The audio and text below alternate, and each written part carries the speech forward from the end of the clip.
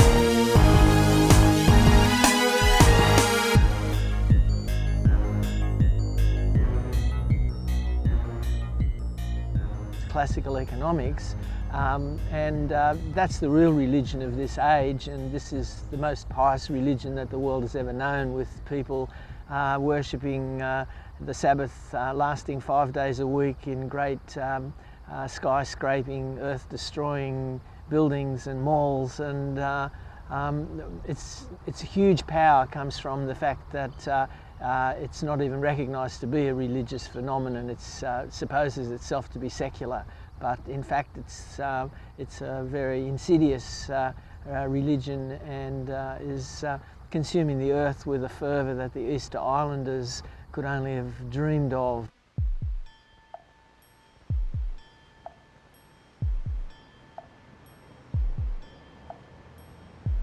Each day, as thousands of persons visit the chain stores in their neighborhoods, their journey carries them past powerful messages advantageously placed on nearby poster panels.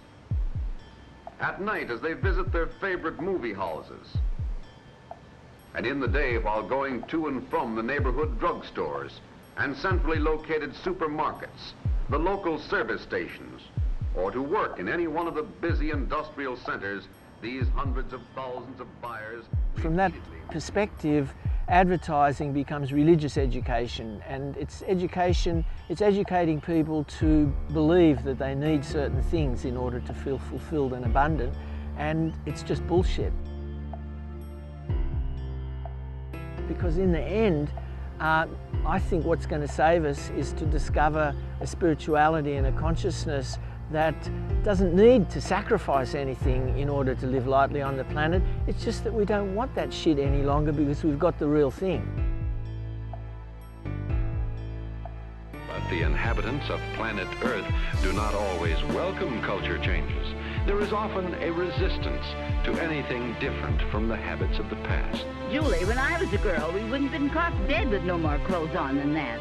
My stars, what are our young people coming to these days? Change of any kind is often opposed by vested interests. We just can't do it, Jim. We've got too much tied up in present equipment. I am convinced that this proposal would be extremely expensive and very uncertain of success.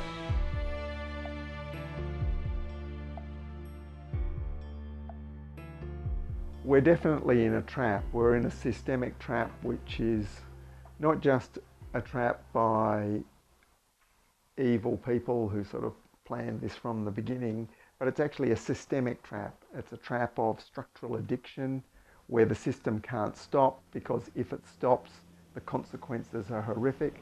But if it goes on, the consequences are horrific.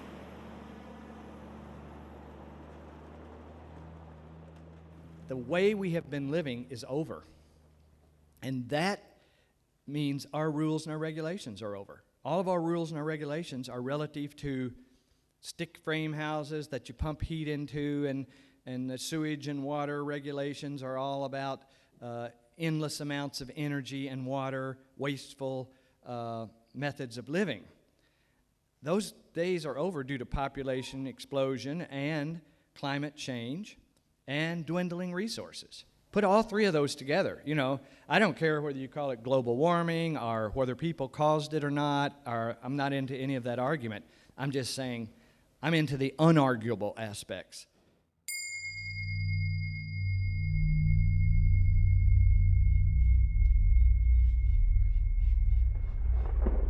Whether it is things are caused by natural cycles or whether they're caused by human cycles, we must get ready for a world that is much less perfect for the current systems. The last 10,000 years has been a very stable climatic period, and that's actually the biggest argument for why agriculture developed and the spread of humanity and the development of civilization, because we had a stable climate.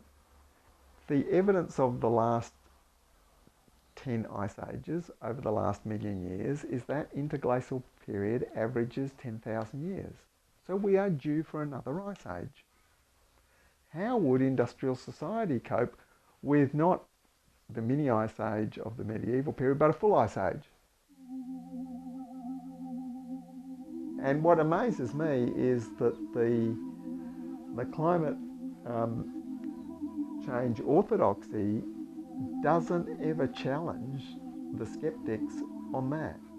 So how would we design the world if we are facing this horrendous volatility in climate caused by nature?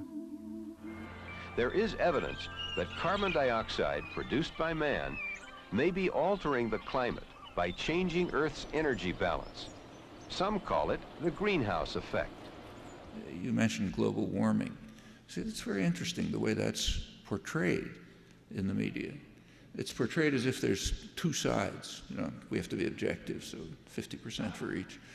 One side is like 99% of scientists. The other side is Rush Limbaugh, Sarah Palin, Jim Inhofe, and three guys that they kind of contrarians in the science community. So we give them equal time, and then how's the ordinary citizen going to figure it out? Actually, the New York Times had a front page story a couple days ago about the very interesting controversy that's taking place between climate scientists and what they call meteorologists, the people who appear on television to tell you whether it's going to rain tomorrow. And they differ. So how's the ordinary citizen going to figure it out? First of all, it should be pointed out that there's actually three sides. There's not two. There's the mainstream scientific consensus, and there's two groups of denialists. One of them is the one that's given equal time, Senator Inhofe, Rush Limbaugh. But there's another one, which is very significant. Major groups of scientists who think that the mainstream analyses are nowhere near grave enough. It's very serious work. I mean, MIT just came out with a big study, their scientists saying the reality is far worse than what's predicted. Well, they're not part of the debate. Okay, so what's the ordinary citizen going to do? Well, he's not going to become a climate scientist. But, the choices in this case are so transparent that it doesn't take a lot of work to figure it out. I mean, what's the chances that, the overwhelming majority of climate scientists from all over the place, either the ones who say it's very grave or the others who say it's even worse than you claim, what are the probability that they're wrong and Rush Limbaugh's right? I mean, it's not a hard decision. You don't have to be an expert. I don't think we should think, when is it going to happen? It's happening. We're already losing vast amounts of biodiversity. It's actually happening. The permafrost is already beginning to release methane. we're losing the Arctic sea ice exponentially fast, shockingly fast. I mean, this last summer we lost a vast extent of sea ice. Already the Northwest Passage is more or less opened up, and already the oil companies are moving in to try and exploit the oil reserves there, which is the ultimate irony. So we're at the beginning of what could become an abrupt change. I mean, many of the scientists involved in this field no longer think of gradual climate change, but of abrupt changes, you know, from one state to another. So we could tip into a warm state very, very quickly. Say within 8 to 10 years, we could begin to see very severe changes. So we have to act now. There's no other option but to act right now, immediately. And that means that we have to develop simpler ways of doing things, more resilient ways of doing things. And the whole science of resilience actually looks like a list of permaculture design principles. We have to make general systems with lots of loose connections, great diversity, not rigid hierarchical structures, but lots of flexibility. That's what the science of resilience is telling us, that that's what nature does when it's got uncertainty and radical change. That's how it survives, and that's how human systems have survived. So what that really means is our centralised, highly efficient industrial machine actually falls over when we get this unstable climate patterns. So that means we have to redesign that, even if the climate change is not caused by us. And so this really sidesteps the whole debate about whether it's caused by people or not. Now, if that was the case, you would say, well, you wouldn't focus so much on carbon, but you'd still do all the same things, which actually involves using less fossil fuel, simplifying society, less mobility, more local economy, more permaculture type agriculture rather than large scale broadacre agriculture, which all would involve using less fossil fuel, which all would involve less carbon emissions.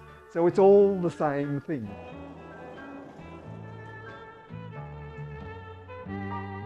100 years ago, smokestacks were a proud symbol of industrial progress.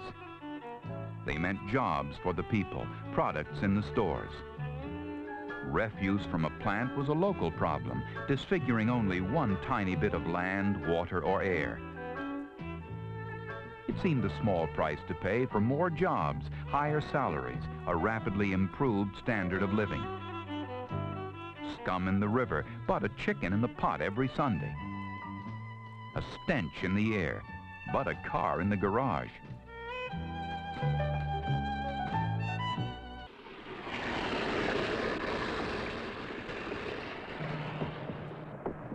Jacob Heath tries to stay calm as he faces a storm caused by pollution.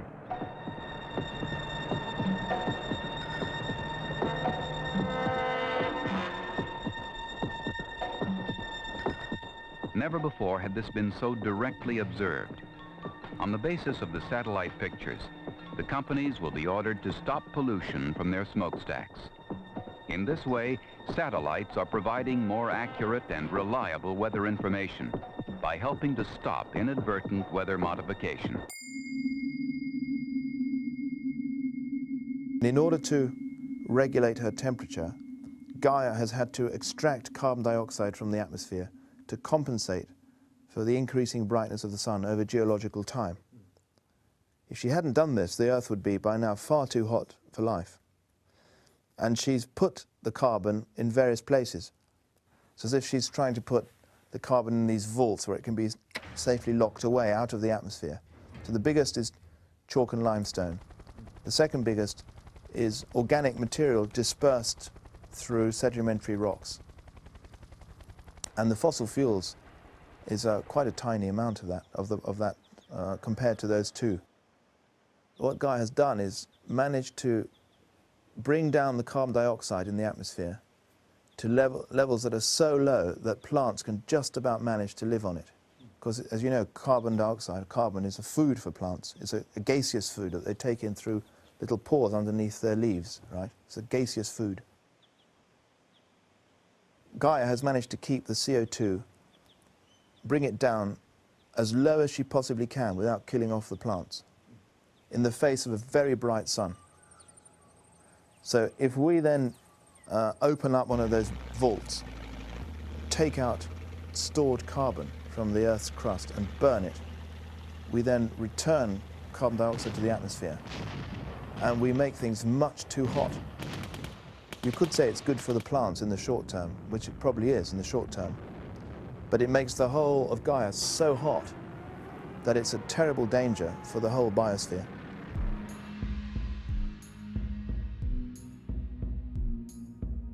How could the burning of this relatively small amount of carbon, compared with the amount of carbon cycling in the biosphere through plants and other forms, have such a big impact on the climate?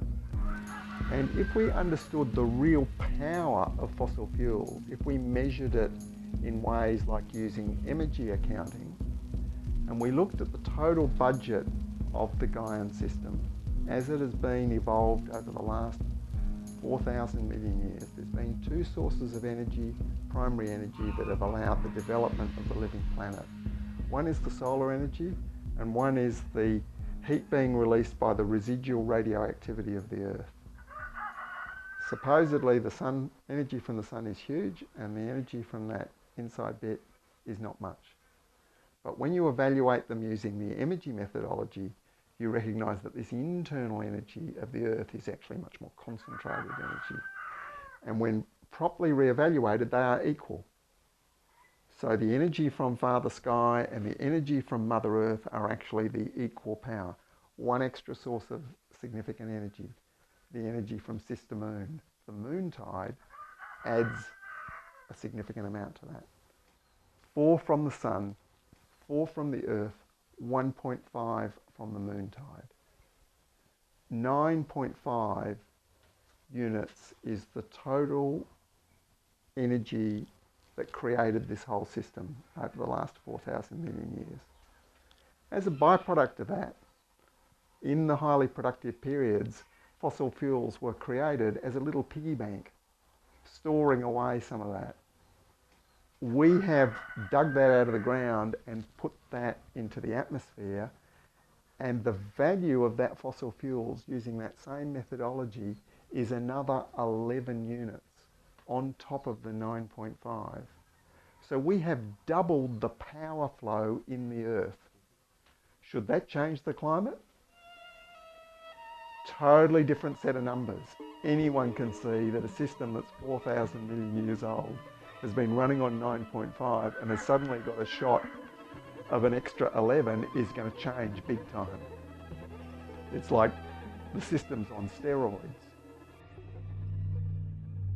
And so that sort of way of evaluating things says, yeah, that little bit of carbon dioxide we've put into the atmosphere as a result of burning this immensely potent stuff is very, very powerful. And suddenly all the change in the world, the whole change in the of forest to agriculture, the development of cities, this huge explosion of human population, makes sense. In the morning, in any community, men, women, and children leave their homes. They walk, they ride in automobiles, in streetcars, in buses, in railroad trains, in rapid transit systems. They are on the move, and as they move, they do numerous things. They work, they play, they study, and most important of all, they buy. Daily, this great human tide flows into offices, into factories, into stores, into schools, into churches. The people who make up these markets are going places. This daily habitual movement of the buying power of the market is commonly referred to as traffic. Basically, when you have a continually growing system with exponential growth, eventually that system runs into limits. And those limits are both the limits of the resources that sustain it and the limits of sinks where you dump all the stuff. And we are running into the two biggest limits in climate change, and we are reaching the limits for the rate of how fast we can dig things out of the ground. But from now on, the amount and the quality of what we can dig out of the ground gets less, not more.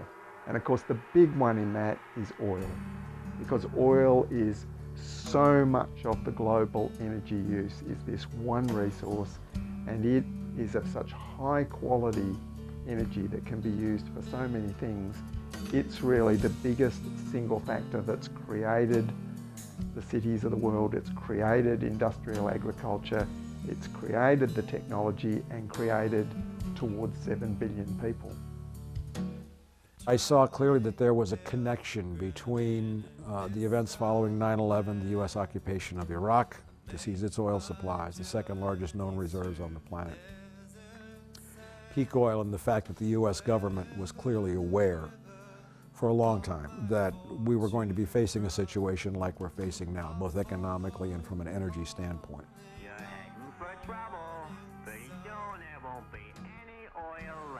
There's a 96% correlation between greenhouse gas emission and GDP growth. Ipso facto, if you want to have GDP growth after a collapse, you must burn oil to do it. There is nothing that will replace the edifice built by fossil fuels anywhere. Now, we have picked all the low-hanging fruit, obviously. We are now having a 70,000 barrel a day leak from the Deepwater Horizon well, which was a bridge too far, the ultimate reach off the tree limb to get that piece of fruit, and we've fallen off, and we don't have the technology. Man's greed for energy and consumption and infinite growth has led us to this point. Some of the press may be wondering why we are announcing offshore drilling in a hangar at Andrews Air Force Base. Well, if there's any doubt about the leadership that our military is showing, you just need to look at this F-18 fighter and the light armored vehicle behind me. The Army and Marine Corps have been testing this vehicle on a mixture of biofuels, and this Navy fighter jet, appropriately called the Green Hornet, will be flown for the first time in just a few days on Earth Day. Now, the Pentagon isn't seeking these alternative fuels just to protect our environment. They're pursuing these homegrown energy sources to protect our national security. And we're totally screwed. And we are totally screwed because no action was taken to prepare for it in advance of peak oil. Because Wall Street demands infinite growth, and any acknowledgement of peak oil would have devastated share values on Wall Street. It would have brought an end to the consumer economy. So the issue is not the oil companies making profits. The issue is that there cannot be economic growth without energy.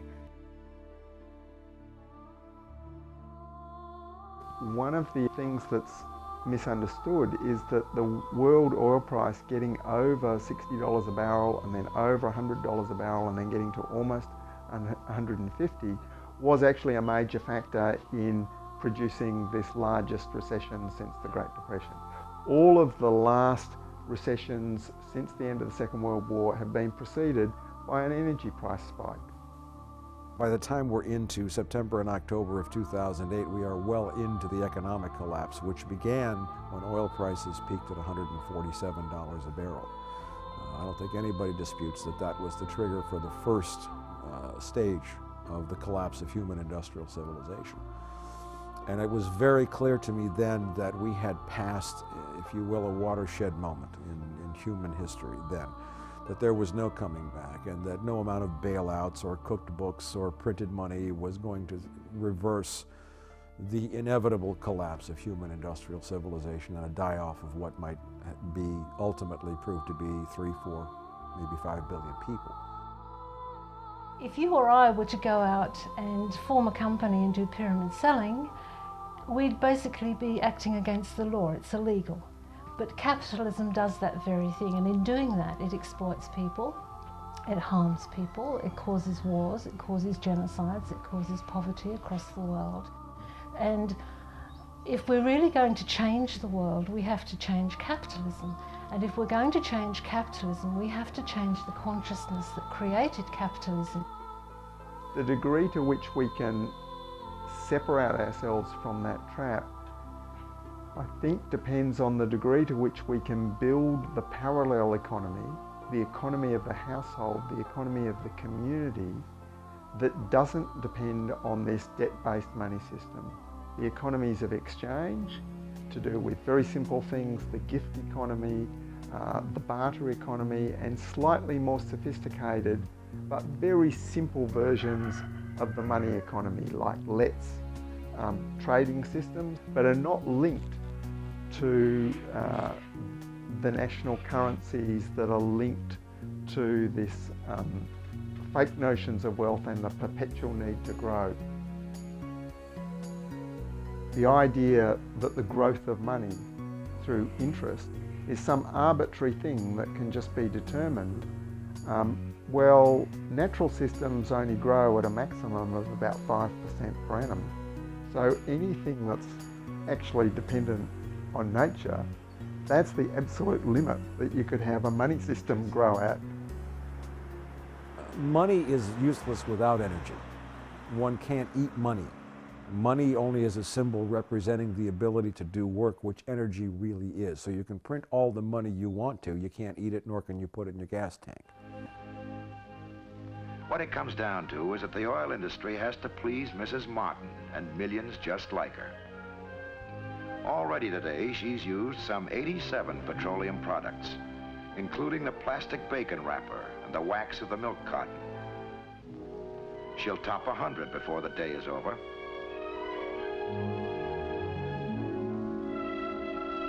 Mrs. Martin is the customer, and the customer is the boss of the oil industry.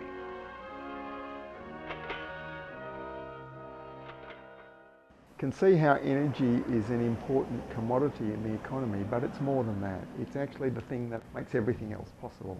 And it's the same in nature. Actually, a natural system cannot operate without a net source of energy. And what that really means is the system gets more energy out of its energy harvesting activities than it put into it. So it's no good for a predator like a fox to spend more metabolic energy running after rabbits than it gets back from eating the rabbits, because it will soon be dead. That would be a net energy loss. It must get more energy from catching the rabbit than it took to get the rabbit. As we've now got to the point of peak oil, the energy return on the energy we invest in things like oil wells is much, much less than it used to be. Now what that means is the oil industry is growing larger and larger, employing more people, using more complex knowledge and technology, but the amount of wealth that is left over for society as a proportion is getting less. So this energy return on energy investment is very, very important, and that we can see there's some renewable energies that have a relatively good return on investment, like wind power, and we can see some so-called renewable energies like corn ethanol that maybe have no net energy return at all. If we just do the simple calculation and said, well, what if all the world's cars were running on biofuels, we'd need more land than all of the agricultural land we currently have, and then we'd have a small problem of where we get our sandwiches from. Biofuels, I think it's a little bit like emissions trading schemes, that anything to allow business as usual to go on and not to have to bite the bullet and to recognise that, what did Leonard Cohen say? It's not going any further. It's all over now. Do you know, that whole game is over. And the sooner that we just make a deep sigh and accept it, the more of the resources are going to be available to us to actually do the transition to a sustainable future.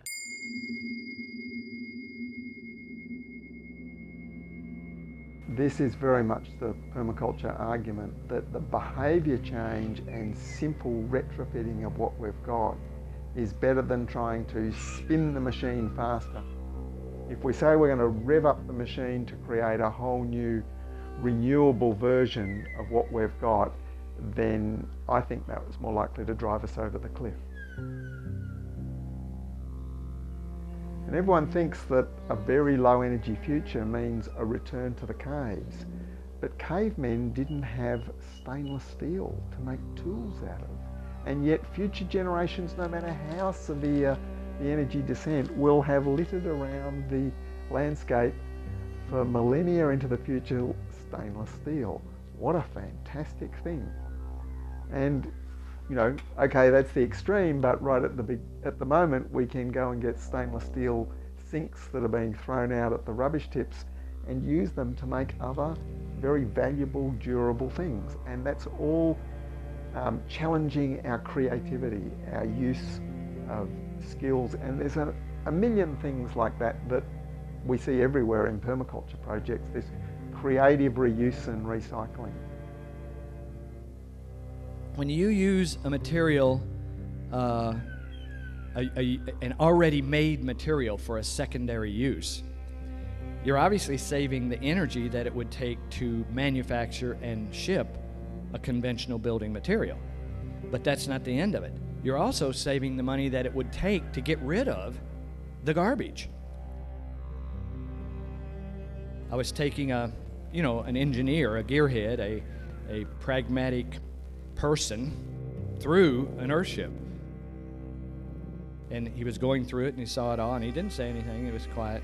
And then after I pretty much was wrapping up the whole thing, he just blurted out, he said, "What the world needs is 1 billion of these right now." And that was the best thing anybody had ever said. The first thing I would say for people to do in trying to comprehend this is be advised that it's not a house. That's why we call them earthships. It is something that we say will sail on the seas of tomorrow, basically, without a nuclear power plant. It's not like living in some teepee out in New Mexico. It's like you have everything: flat screen TV, high-speed internet. You have all the goodies, and it can be done in a carbon neutral situation. That is not the problem. That's the fun part, and evolving that is fun. But the other aspect of it is our rules and our regulations simply won't let us do it. They're about things that aren't pertinent anymore. In spite of such opposition, cultures are always changing. New ways of doing and of thinking gradually take hold. But the basic mores on which each culture is built change very slowly. The trouble is that for it to hit hard enough for everyone to wake up, it might be too late to do anything about it. And so I'm hoping that there might be some way for people to wake up short of the oil actually running out and the food no longer being in the supermarkets and so on and so on. I don't think that the people that are growing organic food are going to survive in that kind of a scenario. The reality is, if we don't relocalize our food system over the next decade, you or your children will be lining up with your ration ticket at Coles with your government allocation of what you can get through the centralised food system, because that food system is going down. That food system in 50 years will not exist, because the energy that drives that central agricultural system, not just in the production, but in the transport, in the processing, in the centralised logistics, in the huge central marketing domination that everyone's freaked out about at the moment by Woolworths and Coles domination, all of that system is extremely dependent on cheap energy. And the era of cheap energy is coming to an end. There are people who want to go back to the bar who don't believe it, who call us doomers. There are people who are deer in the headlights, who are panicked, who cannot process a thought. But thank God there are many, many hundreds of thousands and millions of people, I would say in the United States alone, who get it, who are actively building lifeboats now. And a lifeboat is something sustainable that's local first and foremost, where your food is grown close to where you live. That's the foremost issue right now. Permablitz is an initiative that started in Melbourne where we come together and we help transform someone's backyard so they're growing more food. And it's a completely volunteer-based thing. Each Permablitz has permaculture design informing it, and that design is explained to you at the beginning of the day. That means everybody that comes doesn't just learn, but they become autonomous agents a bit, and heaps easier if you're facilitating one of these things. Lots of problem solving happens. A lot of times we're transforming, blank slate backyards, so we're turning, lawn to lunch, and it's radical transformation in a day, and it's great to be a part of, and you learn through doing, hands-on. And it's we think of it as a sort of a way of, or a medium that the mainstream can sort of ease themselves into getting a feel for what permaculture is about. You can come along to a blitz with no qualifications, there's no expectations, you meet people, you have fun, you learn a bit, and so on, and before you know it, you're starting to think about having one yourself and learning more and more about permaculture. There's some theorists that say the suburbs are the greatest misallocation of resources in human history. And then there's others that are a bit more positive, like David Holmgren, who points out that the suburbs are not only where people are, but where a lot of resources are. You've got a lot of infrastructure, you've got pipes bringing resources in and out, and there's actually enormous scope, especially in the quarter-acre properties where you've still got a bit of yard to play with, for food production. There's a lot of organic material that can be composted, so you can build soils. There's a lot of hard surfaces, a lot of roads and paths and roofs, so you've got the water there, you've got the nutrients, you've got the people, and there's enormous scope for massively increasing the amount of food and other needs that we produce in the suburbs. There's enough land in the suburbs to provide for most of people's perishable food needs. The processing of doing that will save massive amounts of water, oil and other resources, and give huge numbers of people employment where they live and create local businesses. The way I look at it, the earth doesn't create unemployment. The earth is the most generous employer and job provider that you could imagine. Left into relationships with the earth, there's never a job that doesn't need to be done.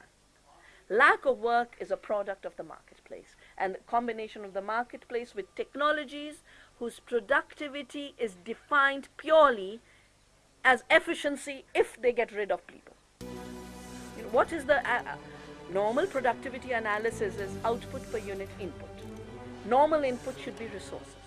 You take resources into account, you will go for ecological technologies.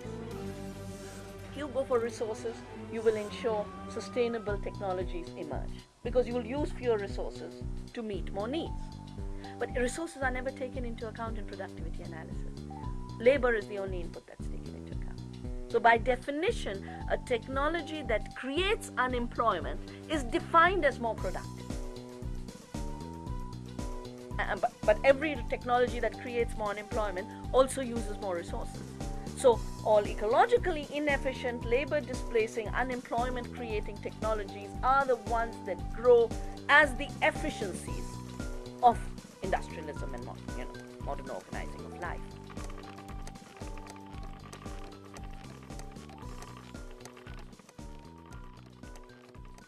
Gandhi pulled out the spinning wheel to fight the British Empire. And people used to laugh and say, ha ha ha, with a piece of wood, how can you fight the worst of it? He says, the only way you can fight it, because you pull out a gun, they'll always have a bigger gun.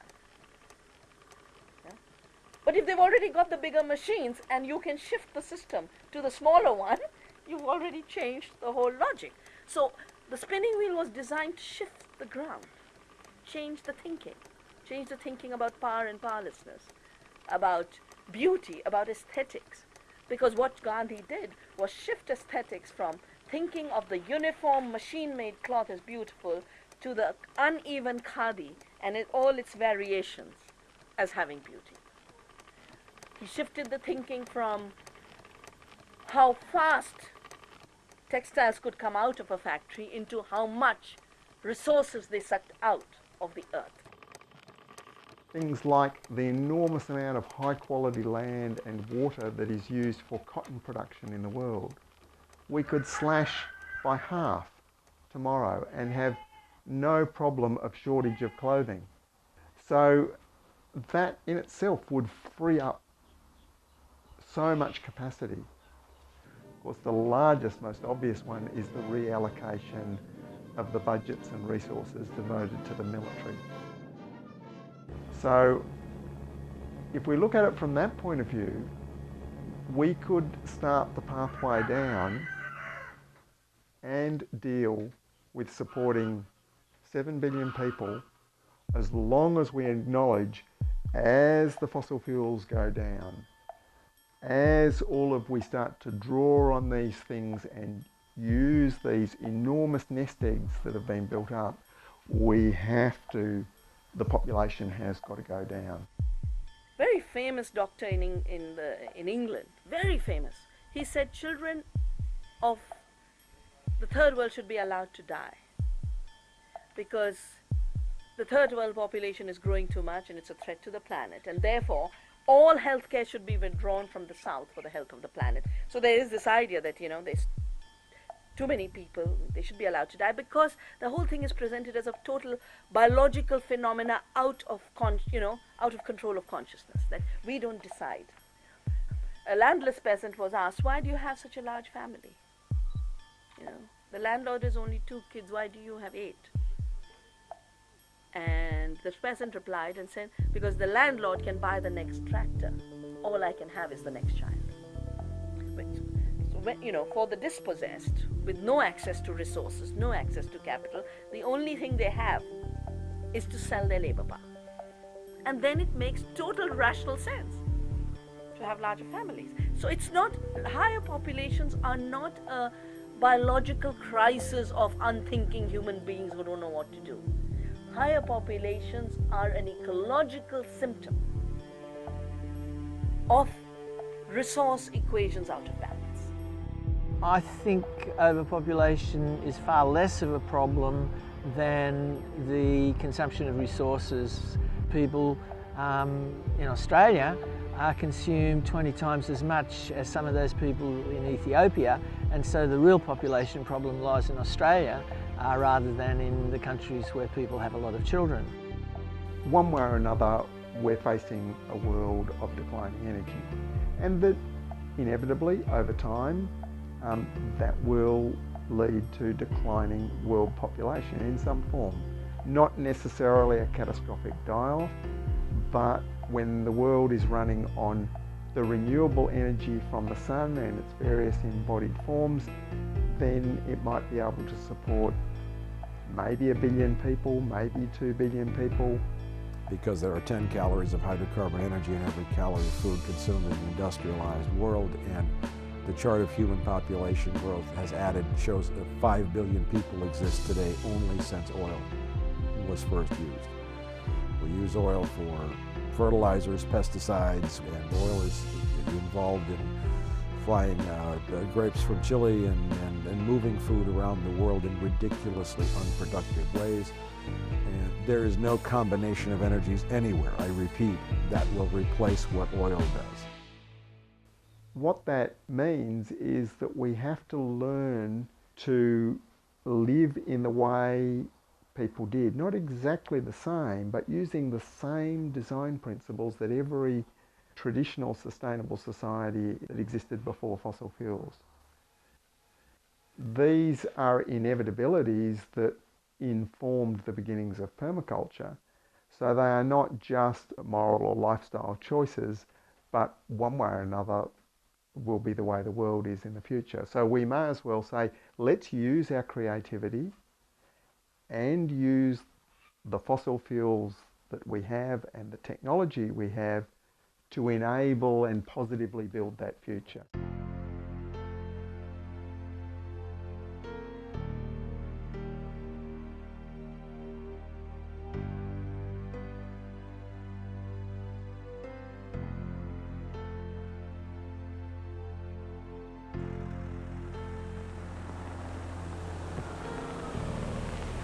Give a fella a lift? Sure, hop in. Move over, Jamie. As you drive along, talking about this and that, you piece together this man's story.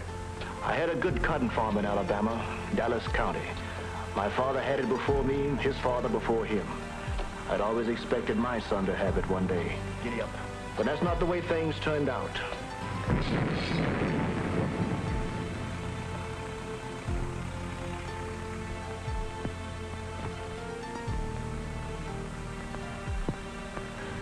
Jamie, like to go over and see what's up? There it is, Jamie. Yes, sir.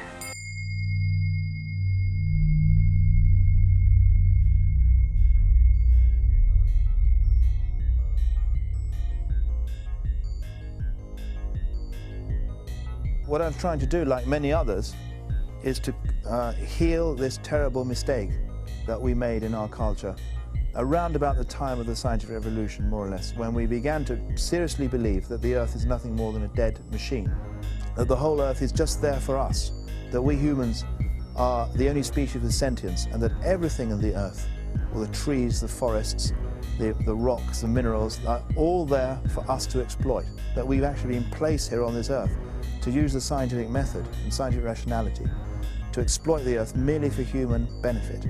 So it's no surprise that after living for 400 years under the influence of this worldview, that we now have this phenomenal crisis.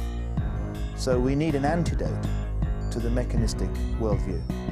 And in order to do that, we can look either to other cultures or dig down into the history of our own culture, like doing a sort of cultural archaeology, and look for ideas that could serve to become, once again, the appropriate metaphor. And the idea of Anima Mundi is the most suitable. Anima Mundi means soul of the world in Latin. In Greek, the expression was psyche cosmou, the psyche of the cosmos. That was translated by somebody or other in the Roman world into Anima Mundi, the soul of the world. So we need to re-ensoul the world through telling stories, animated or animistic, I would say, scientific stories. To speak of rocks and atmosphere and carbon and sulfur and all the other things as sentient, as alive. If we don't take on this more soulful approach to the world will force it upon us through wiping out our civilization. This current civilization, with its emphasis on suicidal growth, simply cannot continue.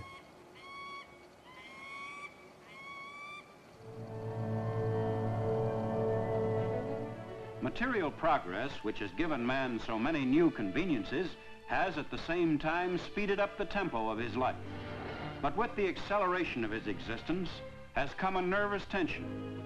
Dissatisfaction and boredom with the daily routines of life are increasingly apparent. Mental illness and the breakdown of the individual personality have become the medical profession's great new problems. We need the bonding of a mother. At some stage in our life, we can't survive without it. And if something goes wrong with that, then almost certainly we are going to grow up being traumatized from not having that bonding. When that goes wrong, then something goes wrong in the mind. Something goes wrong in our place in the world. And I think that's what's happened. We have lost our sense of space with the planet. We've lost our ability to bond with the planet. It's not just an environmental problem, it's a public health problem.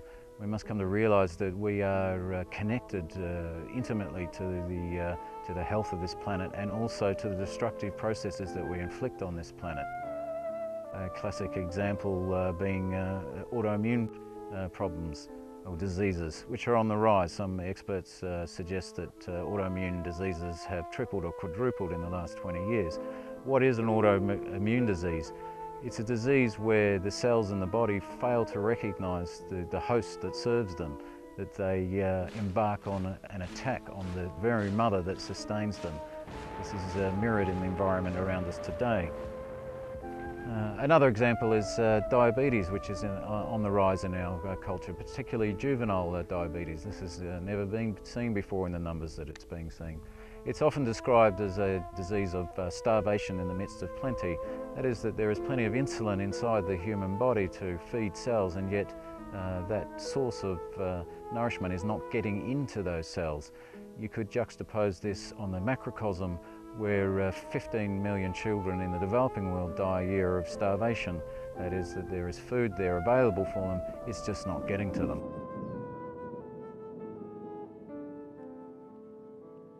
We need to realize that we are deeply embedded in the earth, that we are, just as our gut microbes are to us, so are we to Gaia. We are embedded within this great round living creature, though I would say a sentient living creature.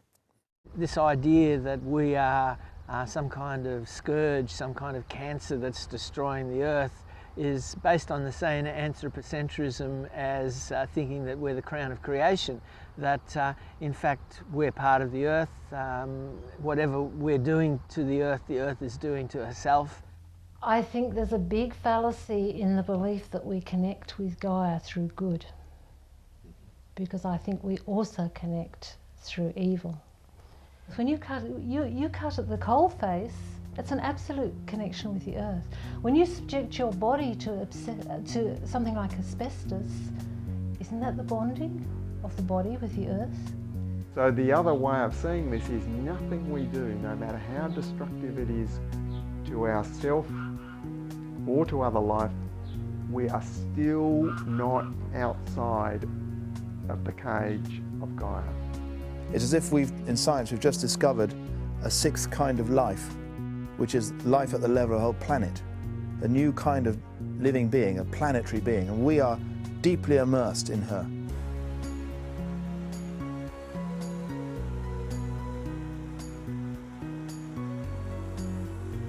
Well, the Gaia hypothesis was put forward by James Lovelock and Lynn Margulis to describe the way the Earth functions as if it's a living organism, because a lot of its basic chemistry, especially of the atmosphere, is maintained within certain limits in a way that could not just be a random outcome of non-living processes. Now, they couldn't see any way that you could actually call the Earth as being alive in the sense that we think of an organism, but it had all the characteristics as if it was an organism. And they used the term Gaia because that was the Greek goddess of the earth, to just reflect that past peoples thought of the earth as being alive, and all traditional peoples actually thought this way. So if you ask traditional indigenous people and peasant people anywhere in the world, you explain the Gaia hypothesis to them and they say, yeah, so what? Obvious. But for scientific people, this was an enormous shock. Gaia has this unpleasant connotation of animism. And you know, Gaia is a goddess, and you're not allowed to have gods and goddesses in science, even though scientists conveniently forget that all the other planets are named after gods and goddesses. But for some reason, we're not allowed to name the Earth after our own, very own Greek divinity of the Earth, ancient Greek divinity of the Earth. So Gaia is a dirty word in science.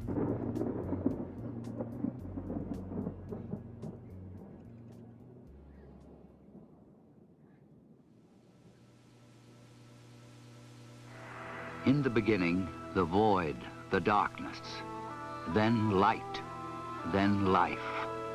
And from life came man, joining the caravan for the long, slow journey through a world of discovery, invention, exploration. His marks, his milestones, stretch out through the centuries. His footsteps echo down through the corridors of time. Time. July 1969 in Florida. The footsteps, the caravan quickened. The corridors shortened as man reached outside his world into another void. Gaia, as we mentioned, was the original goddess of ancient Greece, and it wasn't until about 2000 BC that she was supplanted by masculine gods, gods of war and thunder. Now, Apollo was one of these. It's best exemplified by the Apollo moon programs. And you don't need to be Freud to see the symbolism of the Apollo rockets heading towards the feminine moon. And so the landing on the moons was like a high point of those Apollo values of reductionist and mechanist thinking.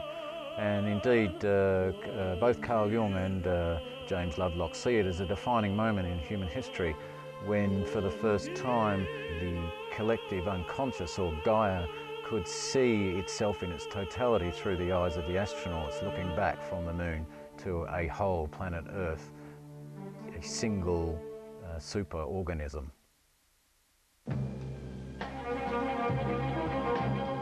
They first went there in 1969. They last left there in late 1972.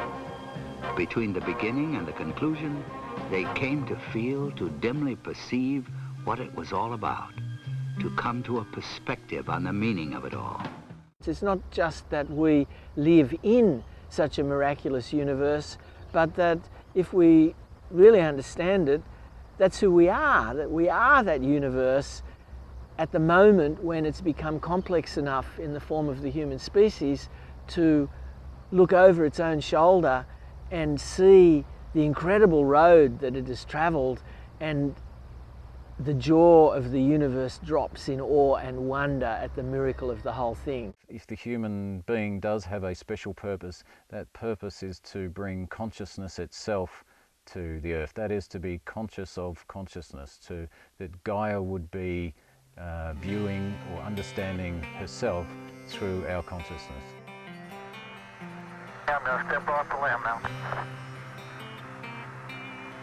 That's one small step for man, one giant leap for mankind.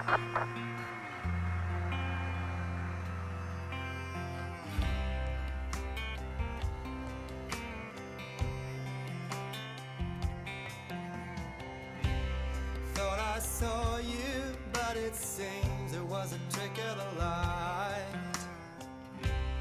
Thought I knew you, but it seems it was a trick of the mind.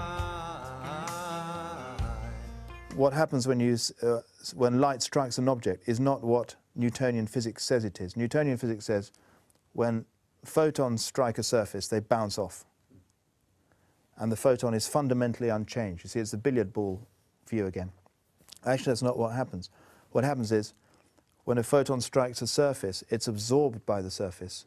And it also it disappears into the quantum void. And then a new photon is reconstituted and emitted by the surface.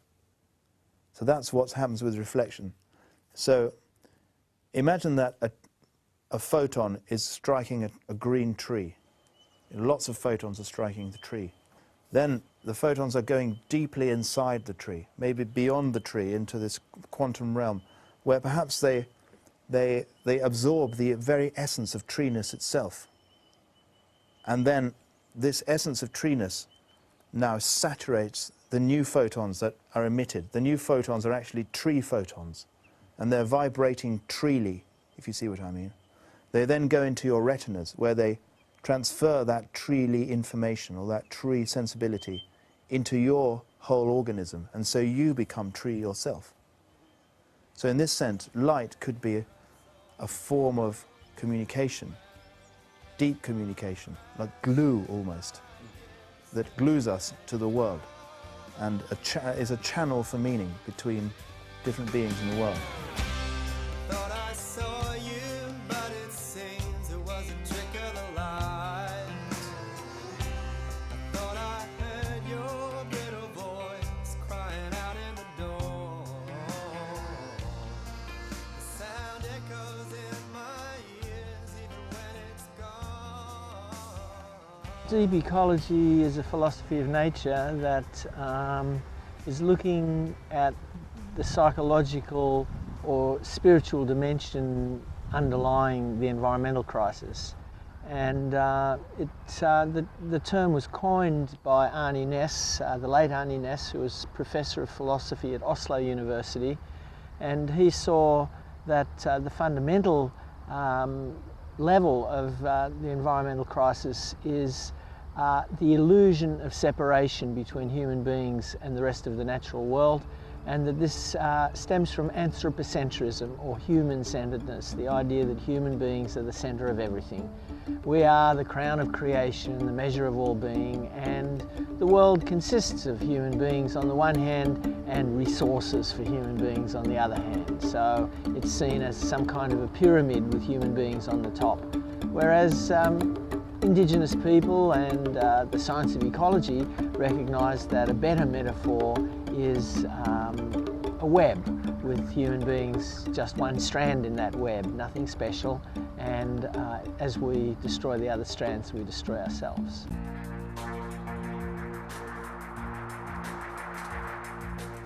The Earth as a whole is a great system. Now, what do we mean by a system? It means that it's pretty obvious, really, that everything is interconnected. That the land, the oceans, the rocks, the atmosphere, and the living creatures are all connected in one great system. So that anything that happens to any part of the system will ramify through the whole and can shift it to new states. But before Lovelock, the idea was that the living beings couldn't possibly affect water terribly much, or the rocks, or the atmosphere.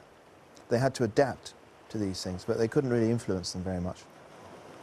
But Lovelock showed how, in fact, living beings do influence the atmosphere, rocks and water. For example, without any life, you can show that there would be no water now on the planet, because living beings, particularly bacteria, are able to keep water around on the planet. This demonstrates what Lynn Margulis has said, I think, several times, that it's the microbes that rule the world. The forms of life that are critical to the system are all microbes. And so the Earth can go through vast fluctuations and dispense with all this fluff experiment in evolution in higher life, including humanity, and not really miss much of a beat.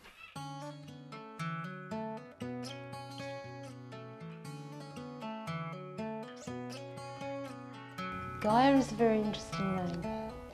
The goddess Gaia was actually parthenogenic. There's no male or female. It was reproduction by parthenogenesis, and still exists in some species today. And I was very interested that Lovelock used that, because the end result of that, in terms of evolution, is destruction.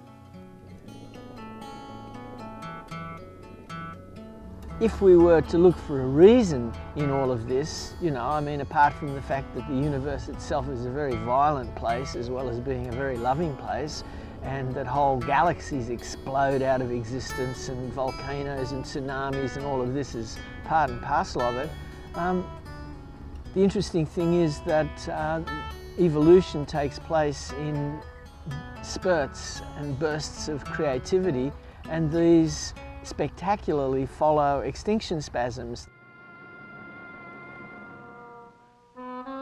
In a very real sense, the Earth has two completely different personalities.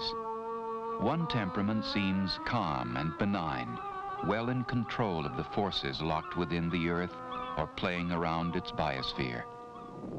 The other is a hard, hostile, often deadly nature, a nature racked and tormented by these same forces rampaging out of control. There have been tremendous disturbances from within, created from within the system itself, by the system itself, huge reorganizations, sometimes caused by internal factors, sometimes by external factors. And the regulation hasn't been perfect either. It's wobbled around. Sometimes dangerously hot, sometimes dangerously cold. It's almost like a semi-drunken Gaia walking on a tightrope. Sometimes almost falling off into heating and recovering a bit, and then almost falling off into cooling. And she's managed to keep this going for 3,500 million years. And of course you could think of us as the latest disturbance to her self-regulatory dance. There was a great thing that James Lovelock once said when he spoke about, you know, a rather deep ecology perspective, I think, where he said that what we're doing, what humans are doing, is as if the brain were to decide it was the most important organ in the body and started mining the liver.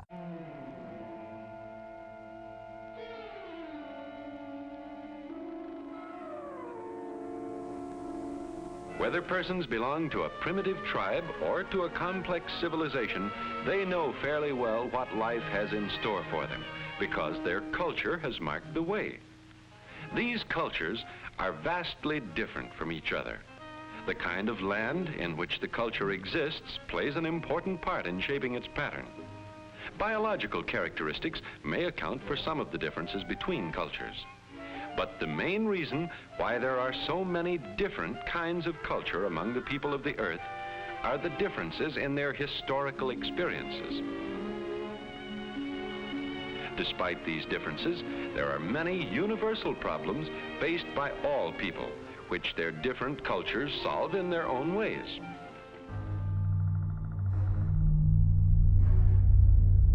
Having grown up myself in social movements, I now have to ask myself, did I perpetuate the nuclear movement by being in the anti-nuclear movement?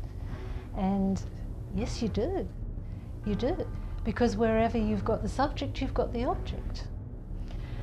But what also you have to realise is that the subject, in fact, creates the object. We live in this duality. We can't get away from this duality. It's the nature of our existence. How we mediate this duality is very important. If you know anything about game theory, I firmly believe that the military and the governments operate on the principle of game theory. And game theory, of course, is that you make the undesirable the desirable. And in order to do that, then you have to pose the two sides and literally make what is bad good in the minds of the people. And I think this is what happens, and yes, it does confuse things, and this is postmodernism. We see it everywhere now. We see it in, for example, things like sustainable festivals across the world that are happening. Yes, you have all these wonderful green products being sold there and these green ideas, but you'll find the coal industry there as well. And you've got the polluting companies are actually the biggest advocates for the environment, you know, and you have to say, well, why? What is lying behind that?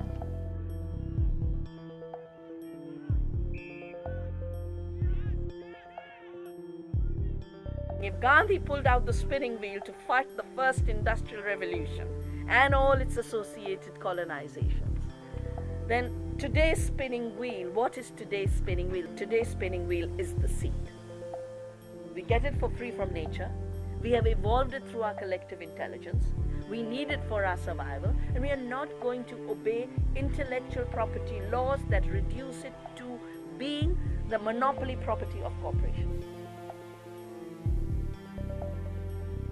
Although one can see maybe the past logic of allegiance to a nation state that provided you with security, there's now ample evidence to show that there is no security in that nation state and that we have to disengage from that.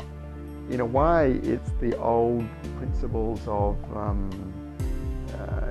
pacifist non-participation. But the important thing is it's got to be a much more activist building the parallel world.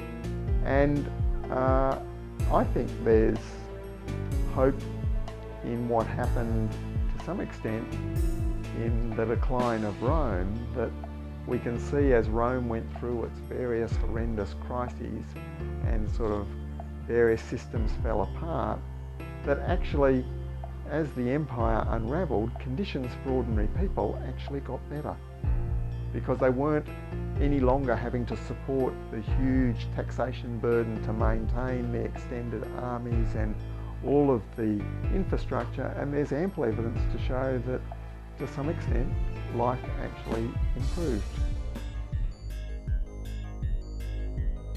And from my perspective, as an author, philosopher, lecturer, we are also in a battle to determine what will survive of mankind's history that will be carried over after the collapse, where we will have a very painful transition phase and era that will be bloody, messy, but eventually the dust will settle. The question is what will survive? The choice being presented to mankind now is either evolve or perish, grow up or die. Change the way you view the world and your relationship to it, because I believe this planet is alive, and I believe that we have to establish a basic fundamental connection with all life on this planet to achieve something called balance, or steady state, whatever you want to call it, sustainable. That doesn't pretend or aspire to overturn the physical laws of the universe or to make man a god, but to make man hopefully an intelligent creation living in harmony in God's universe. Do we wish to continue the way that we're living, regardless of whether the planet is heating up or not? Do we want to inherit an Earth that looks like this? Splitting hairs over the degree of temperature rise on the planet is in fact a red herring to the obvious and rampant environmental destruction that's taking place. And we're fools if we think that this destruction will not eventually impact on us. And there's another point to be made about all of this. If you try to think through the cost-benefit analysis, suppose the people who deny it are correct and you do something about it. Okay, you've spent some money doing things you probably should have done anyway, you know, like more renewable energy and so on. But the total cost is it cost you something. Suppose, on the other hand, that the consensus is right. Well, if you don't do anything, human species is probably down the drain. Okay, those are the costs you have to estimate. That's not particularly subtle. The most important thing now is not what scientists think about animism. It's getting the sense that we're inside a great living creature out into the general public, that it's okay to feel what you feel in the forest, that what you feel, what you intuit in the forest or out in nature or by the sea, that all of that is a genuine form of communication from the earth, that the earth is actually speaking to you. That's the most important thing for us to learn now as a culture. It's very important for the scientists to do their science, and I wish they would do it in a more animistic spirit. But it doesn't matter if they don't take it on board. It's more important for the general public to take this on board. If we're business people, we can think of it like this. We're working for Gaia Inc. This is the boss, you know. The whole Earth system is the boss. Or another way I put it is that we can be Gaia'd. In other words, that the Earth herself is an active agency, almost a psychological agency, a psyche, that can sweep away the illusion of separation that we have and give us this gift of connectedness with her great vast body. We can use our science, the science of Gaia, or Earth system science if you like, to really develop a sense of deep belonging to the Earth. Because the stories that science has given us, like the ones I've outlined, are so miraculous and inspiring that we can use them to help us fall in love with the Earth. Of course, looking around at the world, you couldn't say that it's not like this is a point of view that's sweeping the world or anything like that. But you know, maybe if you make a good enough film, who knows?